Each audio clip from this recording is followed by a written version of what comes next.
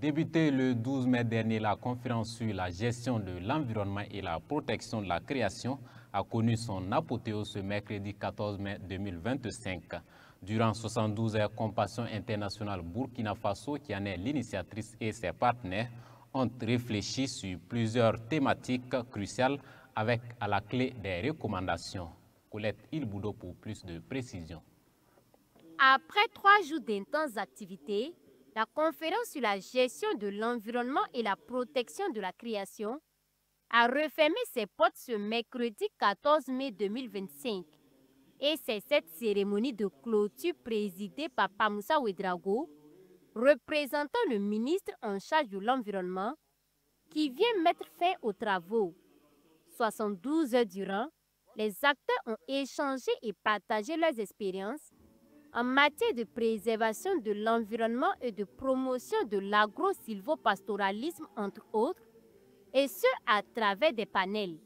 Ce sont environ 14 thématiques qui ont été développées par les experts dans le but d'emmener chacun à jouer sa partition en ce qui concerne la protection de l'environnement, surtout dans l'esprit de la création, et au directeur national de Compassion Internationale Burkina de tirer un bilan satisfaisant.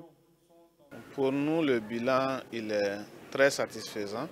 Et donc c'est l'occasion pour nous de dire merci au ministère, de dire merci à Monsieur le ministre qui a marqué donc de sa présence cet événement important pour nous.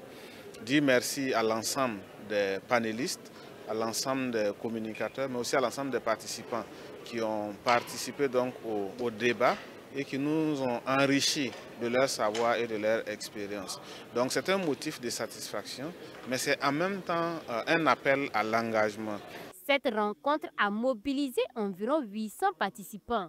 Au thème des travaux, les acteurs ont formulé des recommandations aussi bien à l'endroit de l'État qu'à la CIBF. Au nombre de ces recommandations, il y a la création de brigades de proximité afin de contribuer à la lutte contre la dégradation de l'environnement, le renforcement des capacités des acteurs et leur accompagnement pour la sauvegarde des bosquets dans les villages, l'implication active de Compassion Internationale Burkina dans la lutte contre le péril plastique à travers la construction d'un centre de collecte et de traitement des déchets.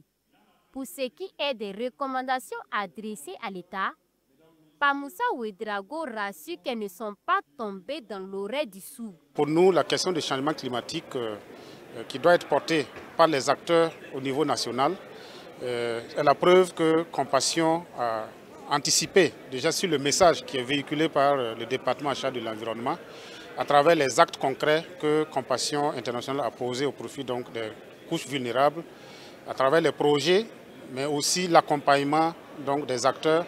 Donc c'est vraiment traduire tous les remerciements et la gratitude du gouvernement à travers le ministère en charge de l'environnement et inviter véritablement l'ensemble des acteurs à travers les recommandations qui ont été formulées par les participants, effectivement à se les approprier et les mettre en œuvre.